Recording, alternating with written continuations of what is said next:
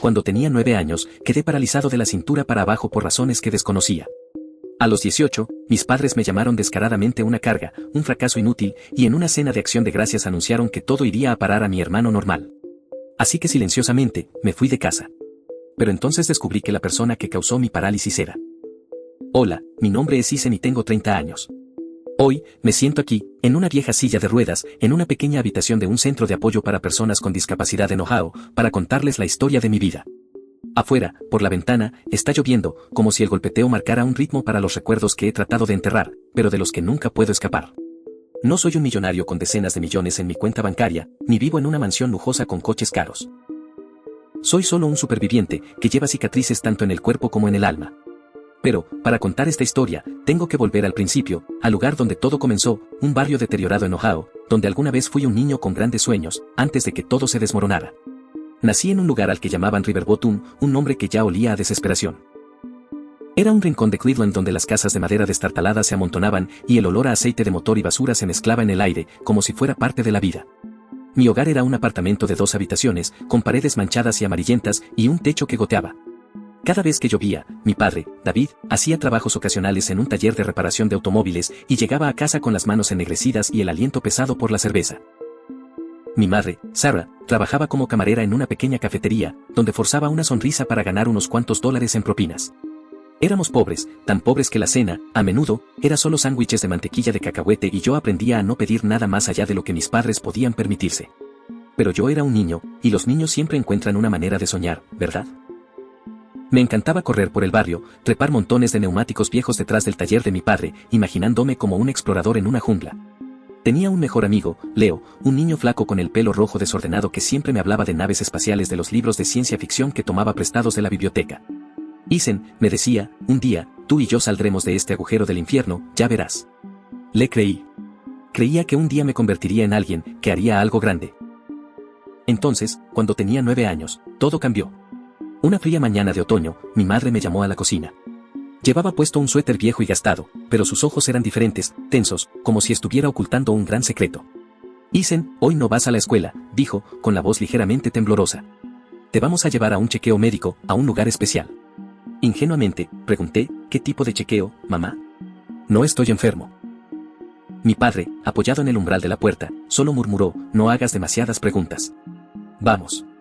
Nos subimos a la vieja y destartalada camioneta de mi padre, a la que yo, en broma, llamaba la máquina tosedora por la forma en que el motor tosía.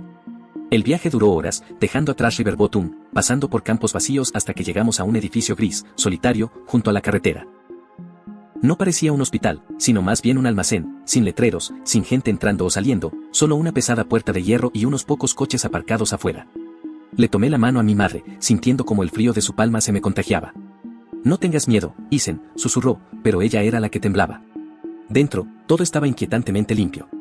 Los suelos brillaban y el aire olía ligeramente antiséptico. Un hombre con una bata blanca de laboratorio y gafas con montura de acero se presentó como el Dr. Miles. Sonrió, pero su sonrisa no me hizo sentir seguro. Un niño sano y fuerte, dijo, palmeándome el hombro, solo unas pequeñas pruebas y estarás en casa en un abrir y cerrar de ojos. No recuerdo mucho de lo que pasó después. Me llevaron a una habitación blanca y austera, me dijeron que me acostara en una fría mesa de metal. Una aguja me pinchó el brazo, luego otra en el cuello. Sentí somnolencia, mis párpados pesados y el mundo se desvaneció en la oscuridad. Cuando desperté, estaba de nuevo en mi cama, en el apartamento, con la cabeza latiéndome y el cuerpo agotado como si hubiera estado corriendo todo el día. Mi madre se sentó a mi lado, acariciándome el pelo.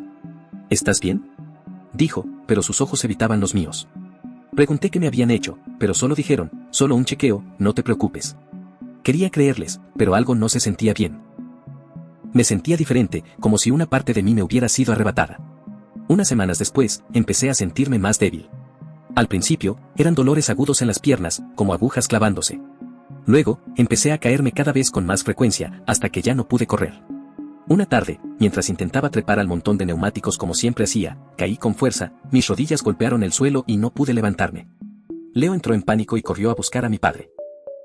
Mi padre vino y me llevó a casa, pero, en lugar de preocupación, solo murmuró, ¿por qué no tuviste más cuidado? Lloré, no por el dolor, sino por la impotencia que me consumía por completo. Durante los siguientes meses, mis piernas se volvieron cada vez más insensibles. No podía caminar sin muletas y, finalmente, un médico del hospital local me diagnosticó parálisis de la parte inferior del cuerpo, un trastorno neurológico raro, según dijeron. Pero nadie explicó por qué. Mis padres no me llevaron a hacer más pruebas ni buscaron tratamiento. Solo me compraron una vieja silla de ruedas que crujía cada vez que me movía. Mientras yo luchaba con mi cuerpo, mi familia empezó a transformarse. Primero llegó un coche nuevo, una SUV brillante, muy diferente de la máquina tosedora. Luego, un día, mis padres anunciaron que nos mudábamos. Un nuevo comienzo, dijo mi madre, pero su sonrisa no era genuina. Dejamos Riverbottom para ir a un elegante suburbio, con casas que presumían de césped impecables y vallas blancas. La casa nueva era espaciosa, con una chimenea en el salón y una cocina moderna con encimeras de granito. Yo, un niño de 10 años en silla de ruedas, me sentía fuera de lugar en ese espacio, como un objeto que no pertenecía allí. Le pregunté a mi padre, ¿cómo podemos permitirnos esta casa? Él esbozó una leve sonrisa. El negocio va mejor ahora. No hagas demasiadas preguntas. Pero yo no era tonto. Veía los sobres gruesos que mis padres escondían en los cajones, las llamadas telefónicas a altas horas de la noche que hacían en voz baja, las horas que salían de casa sin explicación. Mi madre empezó a usar ropa más bonita, joyas, y mi padre tenía un reloj nuevo y brillante. Pero nunca me miraron como solían hacerlo. La poca calidez que una vez había visto en sus ojos se había ido, reemplazada por una frialdad, como si yo fuera una deuda que querían olvidar. Intenté adaptarme. Aprendí a moverme por los amplios pasillos de la casa nueva en mi silla de ruedas, intenté conocer a los niños del barrio que me miraban como si fuera una especie de rareza. Leo ya no estaba cerca, y perdí a mi único amigo. En mi nueva escuela, estaba aislado, mis compañeros susurraban a mis espaldas, llamándome el lisiado. Empecé a esconderme en los libros, historias de aventuras que tomaba prestadas de la biblioteca de la escuela. En esas páginas, podía ser un caballero, un astronauta, cualquier cosa menos el niño atrapado en un cuerpo roto. Mis padres se distanciaron más. Dejaron de preguntar por la escuela, dejaron de contar historias como solían hacerlo. Las cenas se convirtieron en asuntos silenciosos, conmigo solo en un extremo de la mesa mientras mis padres hablaban de sus planes, viajes, inversiones. Una vez, escuché a mi madre decirle a mi padre, solo unos años más, David, y todo estará bien. No sabía qué significaba todo, pero su voz me dio escalofríos. Empecé a notar detalles extraños. Una vez, mientras me colaba en el estudio de mi padre para buscar papel y un bolígrafo, encontré una pila gruesa de documentos con palabras que no entendía, ensayo clínico, consentimiento, compensación. No me atreví a preguntar, porque cada vez que intentaba sacar el tema, mis padres me ignoraban o me regañaban. No te metas en asuntos de adultos, Isen, gritó mi padre una vez, golpeando la mano en la mesa con tanta fuerza que se derramó un vaso de agua. Cuando tenía 11 años, mi madre quedó embarazada. Pensé que podría ser una oportunidad para que nuestra familia se acercara. Imagínate tener un hermano o hermana con quien jugar, con quien compartir historias, ya que no tenía a nadie más. Pero, cuando nació Noah, todas mis esperanzas se desmoronaron. Noah era un bebé sano, con ojos brillantes y una sonrisa que derretía a todos. Mis padres lo miraban como si fuera un tesoro, mientras yo me convertía en una sombra en mi propia casa. Todo cambió rápidamente. Mis padres volcaron toda su atención en Noah. Le compraron juguetes caros, lo llevaron al parque, le sacaron cientos de fotos. Mientras tanto, a mí me dejaban en mi habitación con mi silla de ruedas y mis viejos libros. Una vez le pregunté a mi madre por qué no me llevaban al zoológico. Ella me miró con los ojos fríos como piedras. Isen, solo complicarías las cosas. Esas palabras me cortaron más profundo que cualquier aguja que hubiera sentido. Empecé a escuchar palabras más duras, inútil, carga, un desastre del pasado. Mis padres ya no ocultaban su decepción cuando me miraban. Una noche, los escuché discutir en la sala de estar. Si no fuera por él, las cosas serían mucho más fáciles, dijo mi padre con voz dura. Mi madre respondió, hicimos lo que teníamos que hacer, David, sin remordimientos. Me quedé en la cama, las lágrimas cayendo silenciosamente, tratando de entender por qué me había convertido en el no deseado de mi familia. Entonces, no sabía que esos años eran solo el comienzo de una pesadilla más grande.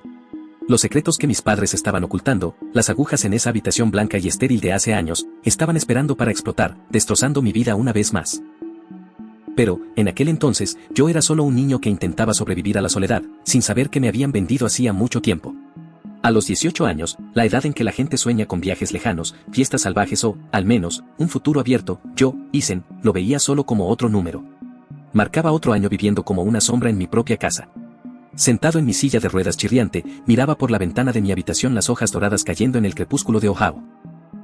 Era Acción de Gracias, y la elegante casa suburbana zumbaba con los preparativos para un gran festín, pero mi corazón se sentía frío, como si el invierno hubiera llegado temprano, ahogando cualquier esperanza persistente.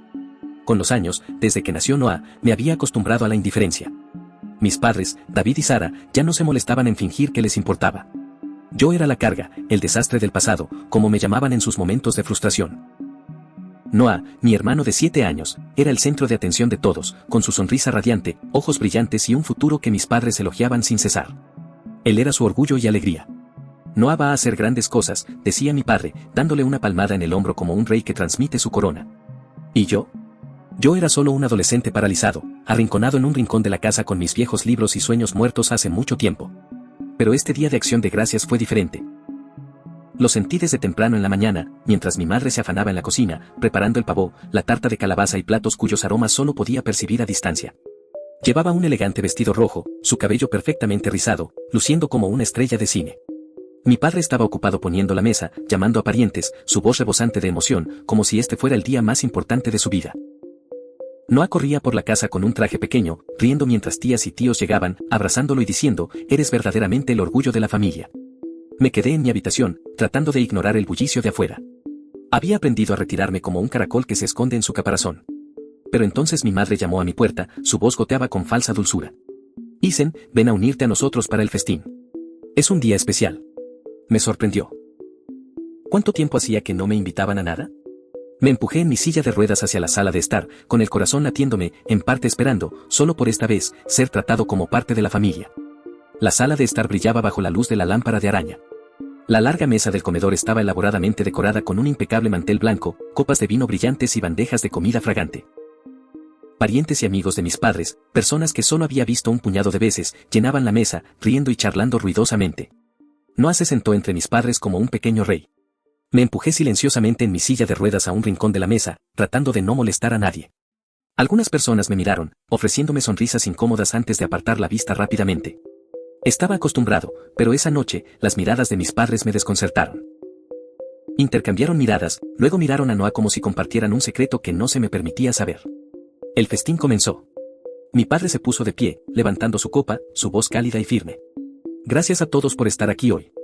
El Día de Acción de Gracias es un momento para agradecer lo que tenemos, y me enorgullece decir que Sara y yo hemos construido una vida digna de soñar. La sala estalló en aplausos, con algunos silbidos. Bajé la mirada, jugueteando con la servilleta en mi regazo, tratando de ignorar la creciente sensación de alienación en mi pecho. Entonces mi padre continuó, su tono se volvió más serio. Pero hoy, queremos compartir una decisión importante, una decisión para el futuro de esta familia. Levanté la vista, con el corazón acelerado. Mi madre le tomó la mano a Noah, sonriendo brillantemente. Mi padre recorrió la mesa con la mirada, sus ojos pasaron por mí como si no existiera, y dijo: hemos decidido que todos los bienes de la familia, esta casa, los coches, las acciones, todo lo que poseemos, se dejarán a Noah, nuestro orgullo y alegría. La sala estalló en felicitaciones. Tías y tíos aplaudieron, elogiando a Noah, elogiando a mis padres por su sabia decisión. Noah sonrió, abrazó a mi madre, quien le acarició el cabello y le susurró algo que lo hizo reír. Yo me quedé sentado, congelado. Los bienes, la casa, el futuro, todo le pertenecía a Noah. ¿Y yo? No esperaba compartir, no soñaba con dinero o propiedades, pero quería ser reconocido, ser visto, ser amado como un hijo. ¿No era digno de eso? Respiré hondo, tratando de mantener mi voz firme. ¿Y yo? La pregunta se me escapó antes de que pudiera pensar, suave, pero lo suficientemente fuerte como para silenciar la sala. Todos los ojos se volvieron hacia mí. Mi madre se puso rígida, su mano aún en el hombro de Noah. Mi padre se volvió hacia mí, sus ojos fríos como el hielo. Se rió, pero fue una risa burlona y cortante. ¿Y tú, Isen? ¿Qué tienes tú que aportar? Has sido una carga que hemos soportado durante 18 años. Demasiado tiempo. Sus palabras me golpearon como un martillo en el pecho. La habitación dio vueltas. Escuché susurros, risitas bajas de algunos parientes. Mi madre no dijo nada, solo bajó la mirada como si se avergonzara de que me atreviera a hablar. Noah me miró, sus ojos inocentes, sin entender lo que estaba pasando. Quise gritar, golpear la mesa, hacer cualquier cosa para demostrar que no era una carga. Pero no pude. Solo me quedé sentado, con las manos agarrando los brazos de mi silla de ruedas, las lágrimas asomando, pero contenidas por los dientes apretados. No lloraría delante de ellos, nunca. El festín continuó como si mi pregunta nunca hubiera existido. La gente reía, chocaba copas y brindaba por el brillante futuro de Noah. Me empujé en silencio fuera de la habitación, sin ser notado. Volví a mi habitación, cerré la puerta y dejé que la oscuridad me engullera. El dolor no eran solo las palabras de mi padre, eran 18 años de abandono, de ser menospreciado, de ser tratado como un error. Miré alrededor de mi habitación, la cama individual, el viejo estante de libros, los libros de aventuras que habían sido mi refugio. Todos pertenecían a esta casa, una casa donde yo no tenía lugar. Esa noche no dormí. Me quedé en la cama, mirando el techo, escuchando las risas que resonaban desde la sala de estar. Pensé en los años en River Bottom, cuando mis padres eran pobres, pero al menos me miraban como a su hijo. Pensé en las agujas en esa habitación blanca y estéril cuando tenía 9 años, en las piernas que perdí, en la riqueza repentina de mis padres. Algo andaba mal. Siempre lo había sentido, pero nunca me había atrevido a enfrentarlo.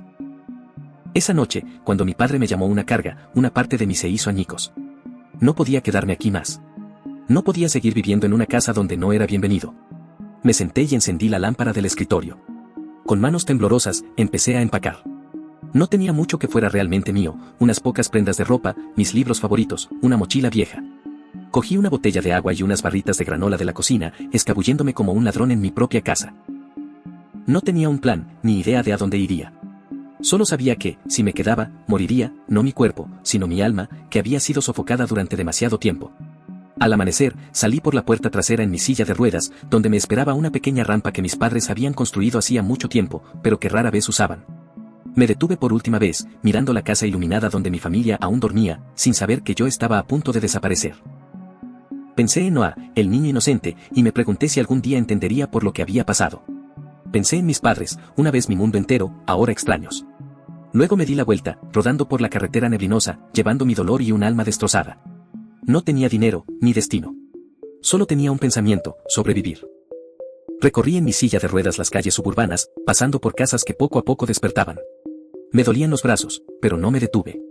Llegué al centro de Cleveland, donde personas sin hogar se reunían bajo los pasos elevados. Una anciana con un abrigo andrajoso me miró y preguntó, ¿estás perdido, chico? Negué con la cabeza, con la voz ronca.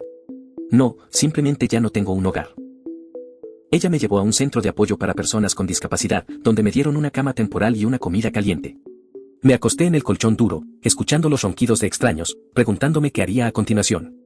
No tenía nada más que mi mochila y un corazón lleno de heridas, pero, en lo más profundo, un pequeño fuego comenzó a arder, no esperanza, sino rabia. Quería saber por qué mis padres me trataron así. Quería entender por qué perdí mis piernas, por qué se hicieron ricos, por qué me convertí en la carga. Los días después de irme de casa, pensé que la vida no podía empeorar. Pero, como si fuera una cruel costumbre, la vida siempre encontraba una manera de recordarme que estaba equivocado. Vivir en el centro de apoyo no era el paraíso, pero era un lugar donde podía respirar. Las personas aquí, desde los trabajadores sociales exhaustos hasta los sin hogar y los discapacitados como yo, cada una tenía sus propias historias, y yo aprendí a no hacer demasiadas preguntas. Me dieron un pequeño rincón en el área de descanso común, separada por una delgada cortina. Durante el día, me iría al parque cercano, a leer libros o a observar a la gente pasar, tratando de encontrarle sentido a un mundo que me había dado la espalda. Pero la mayor parte del tiempo, pensaba en mis padres, David y Sara, y en las palabras que pronunciaron en aquella cena de acción de gracias, solo eres una carga. Esas palabras eran como un cuchillo clavado en mi corazón, y cada día sentía cómo se retorcía un poco más profundo. Una tarde, mientras regresaba del parque, una empleada, María, me llamó. Era una mujer de mediana edad con el pelo rizado recogido en lo alto, que siempre llevaba una sonrisa amable a pesar del cansancio en sus ojos. Isen, hay una carta para ti, dijo, entregándome un sobre blanco liso. Fruncí el ceño. ¿Quién sabía que estaba aquí? No le había dicho a nadie que me había ido de casa, y este centro no era un lugar que mis padres, parientes o amigos buscarían. El sobre no tenía el nombre del remitente, solo una nota garabateada en tinta azul, para Isen. Tomé la carta, con el corazón acelerado por razones que no podía explicar. Volví en mi silla de ruedas a mi rincón, corrí la cortina y encendí la pequeña lámpara de escritorio.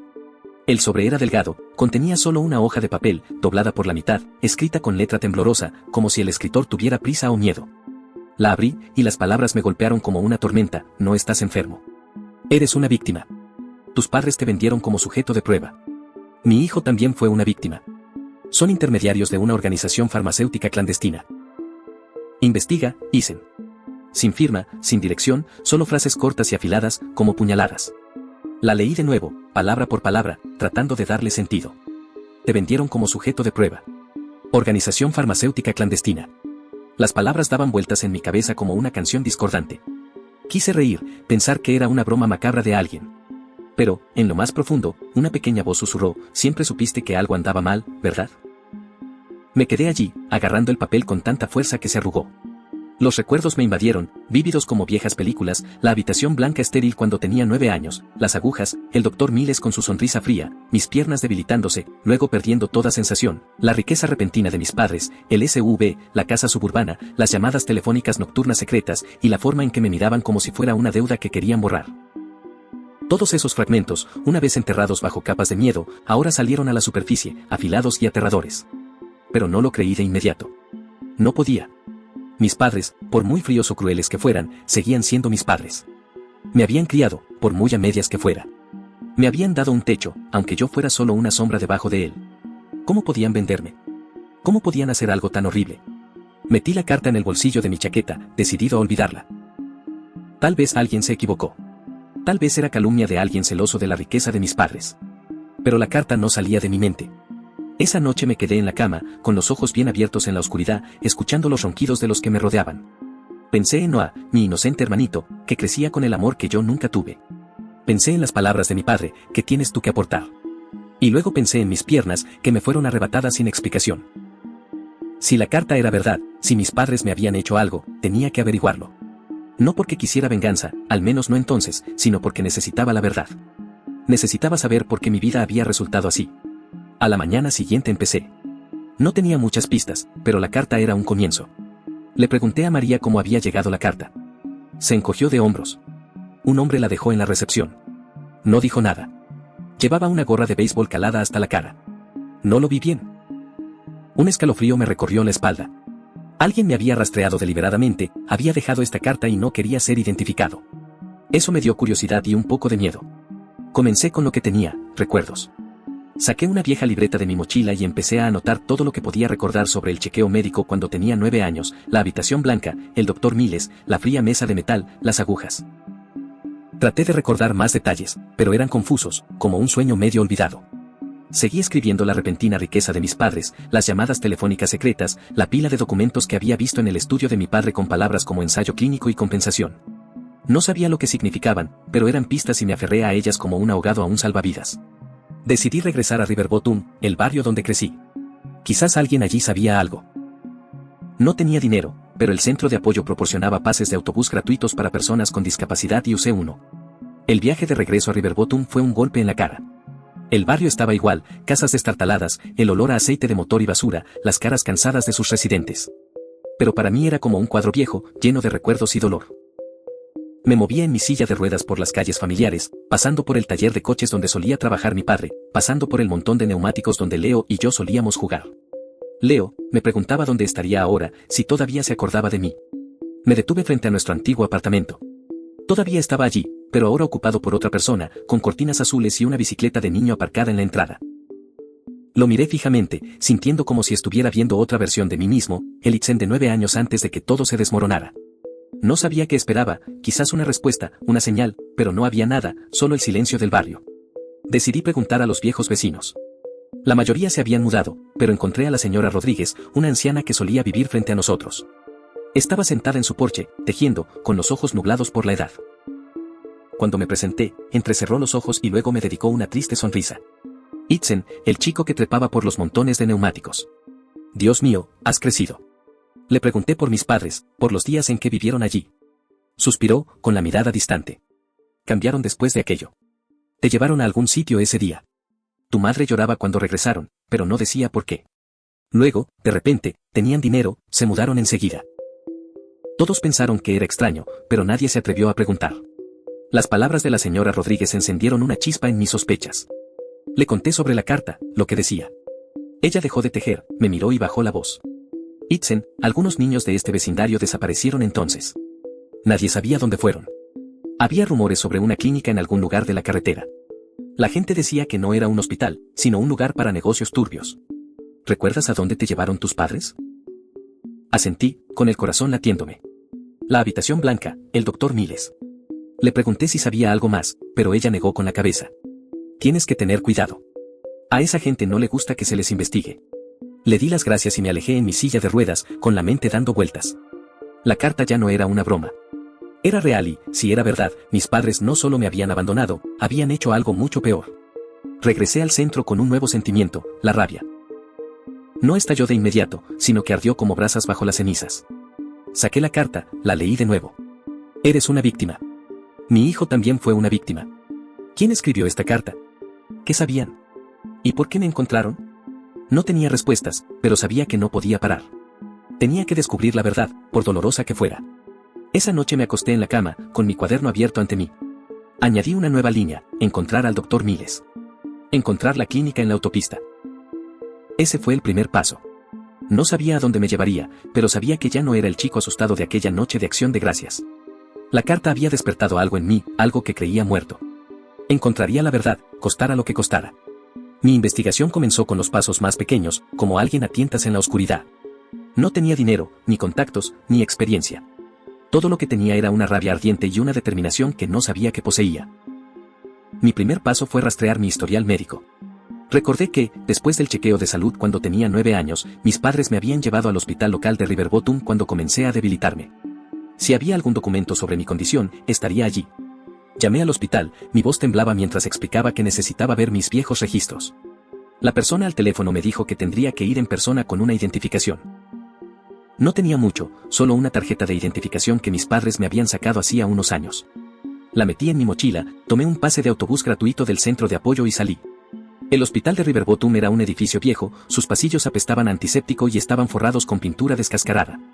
Me dirigí a la recepción, donde una mujer de mediana edad estaba tecleando. Necesito ver mi historial médico de 2009, dije, tratando de mantener la voz firme. Ella me miró, un destello de lástima en sus ojos, luego me pidió mi identificación. Después de un poco de búsqueda en el sistema, me entregó una delgada carpeta. Esto es todo lo que tenemos de ti, Isen, dijo, pero algunas cosas no están claras. Abrí la carpeta allí mismo, con el corazón latiéndome. El expediente indicaba que me habían diagnosticado un trastorno neurológico no especificado a los 9 años, después de ser admitido por pérdida de movilidad en las extremidades inferiores. Pero lo que me heló fue la nota, sin análisis de sangre, sin radiografías, sin informes detallados que expliquen por qué quedé paralizado. Solo una única línea manuscrita, descolorida, transferido de un centro médico privado. Dr. Miles. Dr. Miles. Su nombre se cernía como un fantasma, arrastrándome de nuevo a aquella habitación blanca de hace años. Le pregunté a la mujer de la recepción si sabía algo sobre el Dr. Miles o ese centro médico privado. Ella negó con la cabeza. En aquel entonces, las clínicas pequeñas aparecían y desaparecían todo el tiempo. Nadie llevaba la cuenta de todas ellas. Podrías preguntar al Departamento de Salud del Estado, ellos podrían tener más información. Le di las gracias, metí la carpeta en mi mochila y me fui, con la mente dando vueltas. Los registros no respondieron mis preguntas, solo plantearon más. ¿Por qué no había pruebas? ¿Por qué solo el nombre del Dr. Miles? ¿Y por qué mis padres nunca me llevaron para recibir más tratamiento? Decidí investigar la clínica de la carretera que la señora Rodríguez, mi antigua vecina, había mencionado. Regresé a River Bottom, rodando en mi silla de ruedas por calles familiares, preguntando a cualquiera que pudiera recordar algo de aquella época. La mayoría de la gente negaba con la cabeza o compartía rumores vagos, una clínica misteriosa, camiones de reparto llegando por la noche, niños que desaparecían. Pero entonces conocí al señor Jenkins, un vecino que solía visitar nuestra casa cuando yo era pequeño. Ahora, anciano con el pelo blanco, estaba tomando café en una pequeña cafetería cerca del barrio. Esa clínica, dijo el señor Jenkins con voz ronca, la recuerdo.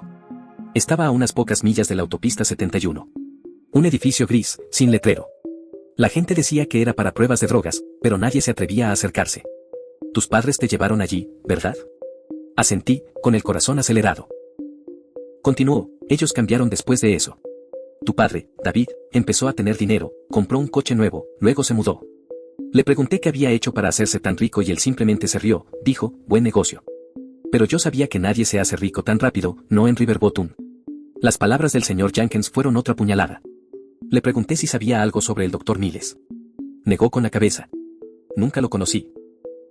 Pero escuché que esa clínica no solo probaba drogas en adultos, también usaban niños. Pobres, huérfanos o niños que nadie notaría. Se me heló la sangre. Niños que nadie notaría. Ese era yo, ¿no? Un niño pobre, fácilmente olvidado, fácilmente vendido.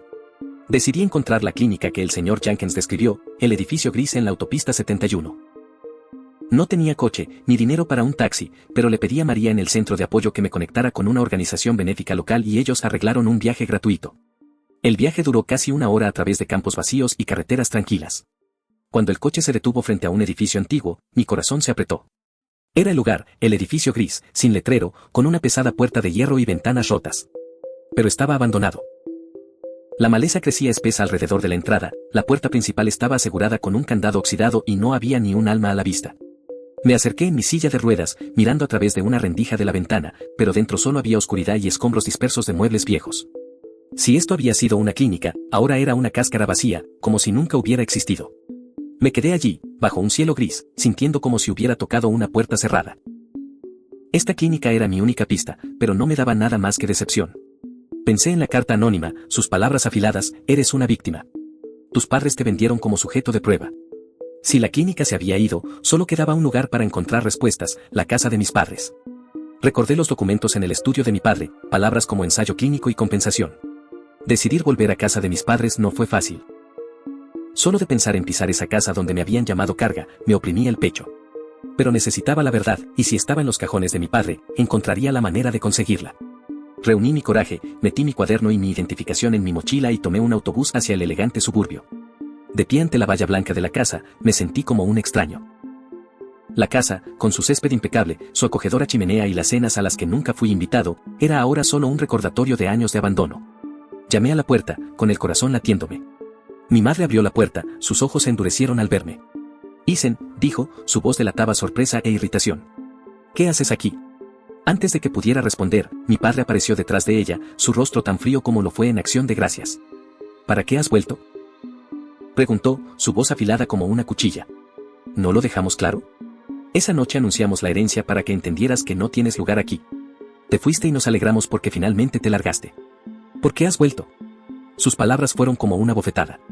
Quise gritar, preguntar por qué me trataban así, pero apreté la mandíbula, manteniendo la voz tranquila.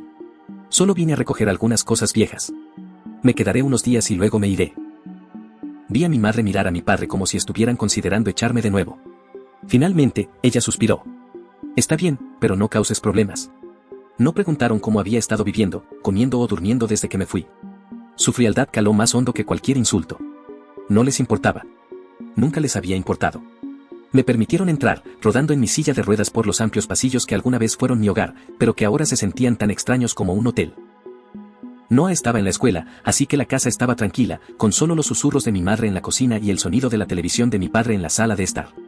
Me dejaron quedarme en mi antigua habitación, intacta, con su cama individual y su estante de libros, como si el tiempo no hubiera pasado. Pero yo no estaba aquí por nostalgia. Estaba aquí por la verdad. La primera noche esperé hasta que mis padres se fueron a la cama. La casa se sumió en la oscuridad, iluminada solo por las luces de la calle que se filtraban por las ventanas.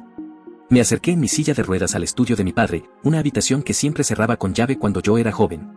Ahora la puerta estaba abierta, quizás porque pensaron que me había ido para siempre. Me deslicé dentro, encendí la lámpara del escritorio y comencé a buscar. Los cajones estaban llenos de facturas y contratos, pero nada destacaba. Revisé la estantería, debajo del escritorio, incluso la papelera. Nada. La segunda noche casi me doy por vencido, pensando que me había equivocado. Pero la tercera noche, cuando mis padres fueron a una cena, volví al estudio. Abrí el cajón inferior del escritorio, el que mi padre solía llamar prohibido para niños. Estaba cerrado con llave, pero encontré una pequeña llave escondida debajo de la alfombra. Con manos temblorosas, lo abrí y allí estaba, una gruesa carpeta atada con una goma elástica, etiquetada como contrato Medvance 2009. La hojeé, con el corazón latiéndome. Contenía recibos de transferencias bancarias de Medvance Pharmaceuticals a la cuenta de mis padres, por un total de decenas de miles de dólares, con notas como servicios de corretaje y sujeto de ensayo clínico. Sujeto sabía que era yo. Otro documento enumeraba a otros niños, con notas como daño neurológico o fallecido. Una nota manuscrita, con la letra de mi padre, decía Isen, éxito. Continuar cooperación. Me senté allí, bajo la tenue luz de la lámpara, con las lágrimas rodando por mi rostro. Mis padres no solo me habían vendido, me habían utilizado para abrir el camino a una red horrible, suministrando niños pobres y huérfanos a Medvance para peligrosos ensayos de drogas. Yo fui el primer caso, la mercancía que los hizo ricos. Copié los documentos, metí la carpeta en mi mochila y me fui a la mañana siguiente sin despedirme. No necesitaba una. Me habían quitado las piernas, y ahora yo recuperaría la verdad. Regresé a mi pequeña habitación en el centro de apoyo, aferrado a los documentos que había tomado de la casa de mis padres. Los recibos, contratos y notas de Medvance Pharmaceuticals eran pruebas condenatorias que demostraban que mis padres, David y Sara, me habían vendido a mí y a otros niños como sujetos de prueba. La lista de 17 nombres en los documentos, con notas frías como daño neurológico o fallecido, me apretó el corazón. No podía permitir que personas como ellos siguieran escapando de la justicia. Pero sabía que, para derribar a Med Vance y a mis padres, necesitaba más voces, otras víctimas como yo. Comencé con la lista. Busqué en línea, envié mensajes, hice llamadas, incluso escribí cartas a mano. No todos respondieron, pero encontré a Olivia, la madre de Michael, un niño que, como yo, quedó paralizado después de un chequeo médico en 2009. Olivia compartió que mi madre, Sarah, la había engañado para que se uniera a un falso programa médico. Ella sonrió tan cálidamente, dijo Olivia, con la voz entrecortada, pero Michael nunca volvió a caminar. Empaticé con su pérdida. Compartí las pruebas que había reunido, y Olivia accedió a luchar a mi lado. Seguí buscando, encontrando a otras 7 víctimas, Grace, una niña que ahora dependía de un ventilador para sobrevivir. Jacob, que perdió a su hermano después de uno de esos chequeos. Y otros, cada uno con una herida de Med Vance. Formamos un grupo anónimo llamado Los Supervivientes, reuniéndonos en una iglesia abandonada. Todos compartieron sus historias, su dolor y su rabia. Sentí una gran responsabilidad, pero también fuerza en nuestra unidad. Contacté a Jessica Cohen, una abogada de derechos humanos, por correo electrónico. Me invitó a su oficina, revisó los documentos y escuchó mi historia. Este es un caso grande, Ethan, dijo, con los ojos serios. Pero es peligroso. ¿Estás listo? Asentí, pensando en los nombres de la lista. Jessica nos ayudó a presentar una demanda colectiva en un tribunal federal en marzo, nombrando a Med Vance y a mis padres como acusados. Los medios estallaron, llamándome el hombre que demanda a su propia familia. Algunos me apoyaron, otros me llamaron traidor, pero no me importó. Tenía pruebas, tenía supervivientes y tenía la verdad. La batalla legal comenzó y sabía que sería feroz.